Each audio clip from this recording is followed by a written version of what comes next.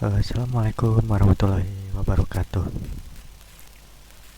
Di sini saya Muhammad Hamzah Farisi dari kelas C jurusan Teknik Informatika akan membuat sebuah review buku yang berjudul Sirah Nabawiyah. Penulis buku ini yakni Syekh Safiyur Rahman Al-Mubarakfuri. Penerjemah edisi Indonesianya yaitu Kathur Suhardi. Penerbit Pustaka Al-Kausar. Jumlah halaman 600 halaman. Baik, buku Sirah Nabawiyah ini merupakan sebuah karya Syekh Safiyur Rahman Al-Mubarakfuri, merupakan salah satu karya yang paling otoritatif dan juga komprehensif dalam kajian sejarah kehidupan Nabi Muhammad SAW. Buku ini juga merupakan sebuah terjemahan dari karya terkenal Ar-Rafiq Al-Maktum.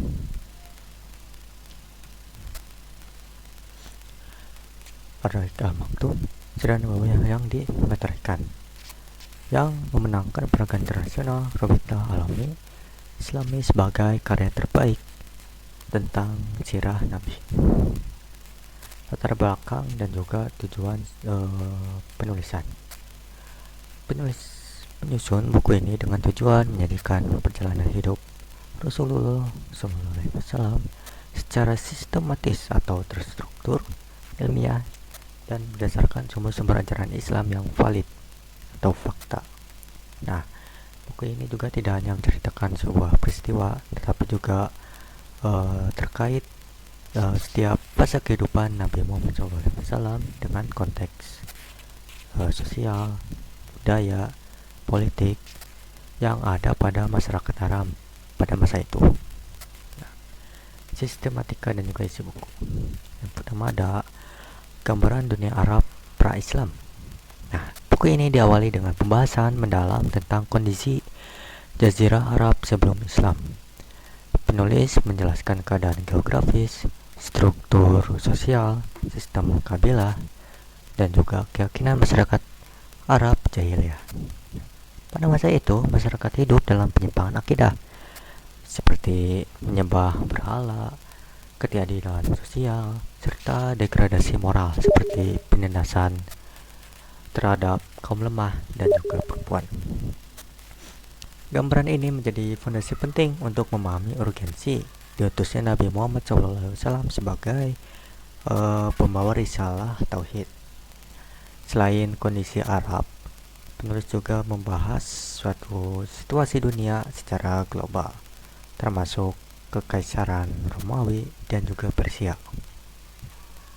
Hal ini menunjukkan bahwa krisis moral dan juga spiritual tidak hanya terjadi di Arab, tetapi juga melanda pada peradaban besar dunia pada saat itu. Nasab.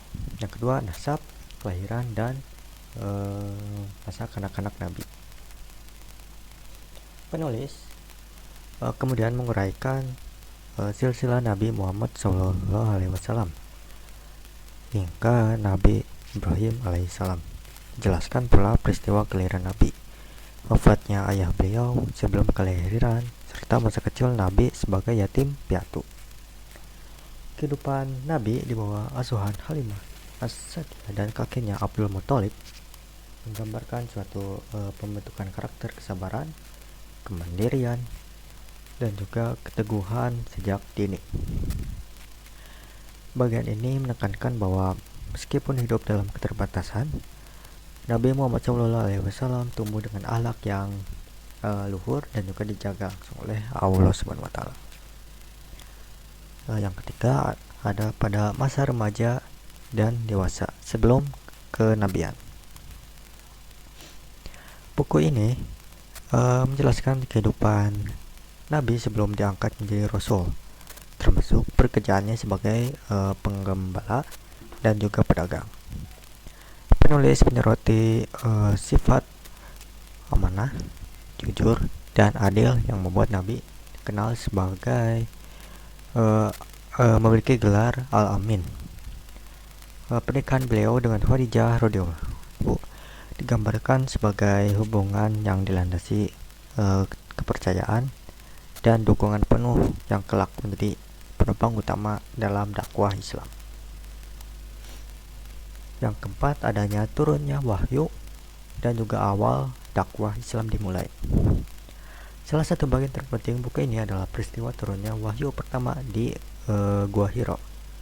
Penulis menggambarkan kondisi psikologis Nabi pada saat itu, menerima wahyu serta peran besar Khadijah dalam menenangkan dan menguatkan beliau. Dakwah Islam pada fase awal dilakukan secara sembunyi-sembunyi, menyasar orang-orang terdekat yang kemudian menjadi generasi sahabat pertama. Setelah dakwah dilakukan secara terbuka, penulis menguraikan berbagai bentuk perlawanan kaum Quraisy, mulai dari cemoohan, tekanan sosial, hingga penyiksaan fisik terhadap kaum muslimin. Kisah keteguhan para sahabat dalam mempertahankan iman menjadi pelajaran besar tentang keistiqomahan dan pengorbanan. Ujian berat dan tahun kesedihan.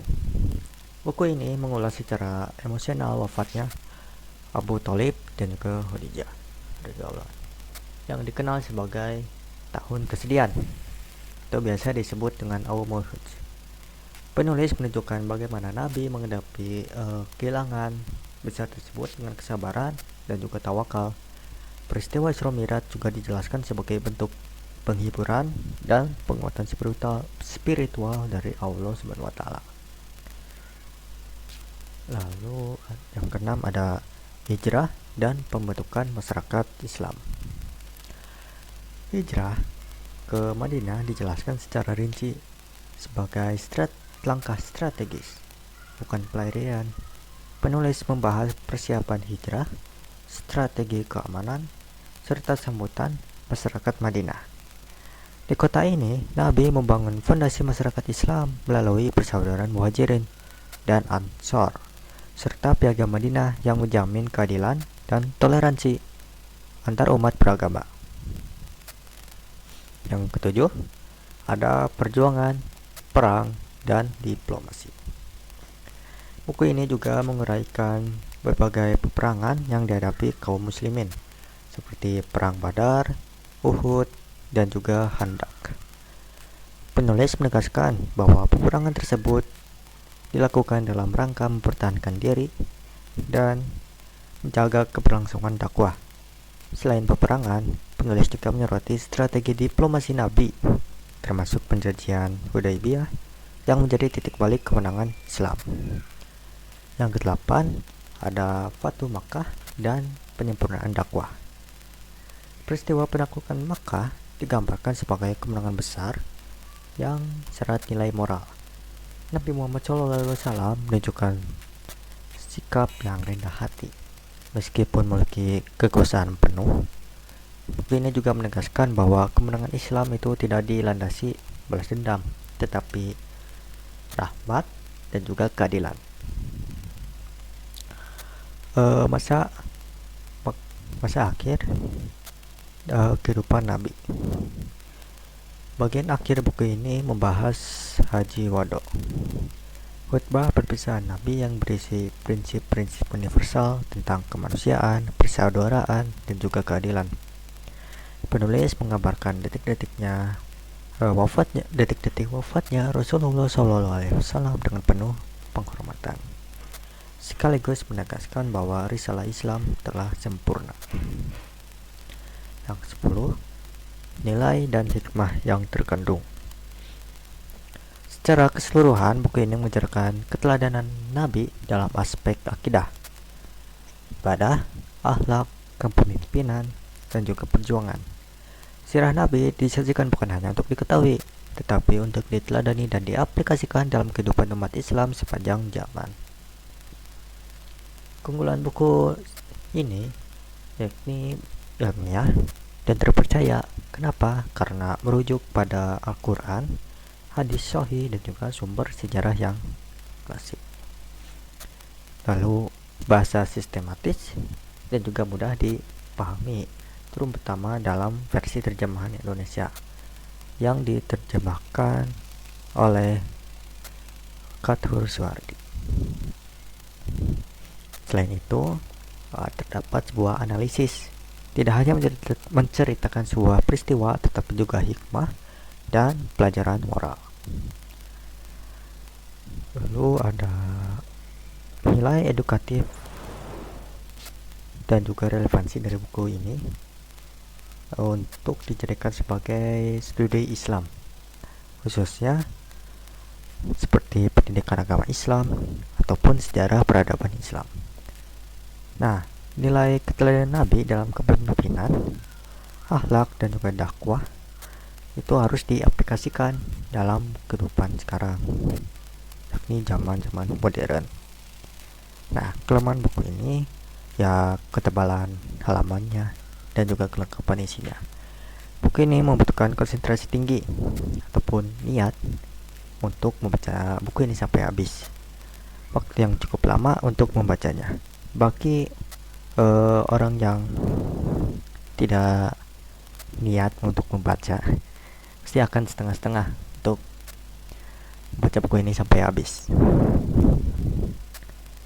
Lalu kesimpulannya, Sirah Nabawiyah karya Syekh Safiur Rahman Al-Mubarakfuri adalah karya monumental yang wajib dibaca oleh umat Islam.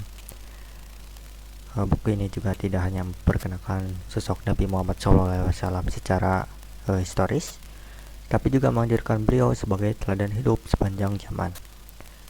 Dengan gaya penulisan yang ilmiah namun tetap menyentuh, buku ini layak dijadikan referensi utama dalam memahami perjalanan dan perjuangan Rasulullah SAW secara utuh. Terima kasih. Sekian dari saya review buku karya Syekh Safiur Rahman Al-Mubarakfuri. Wassalamualaikum warahmatullahi wabarakatuh.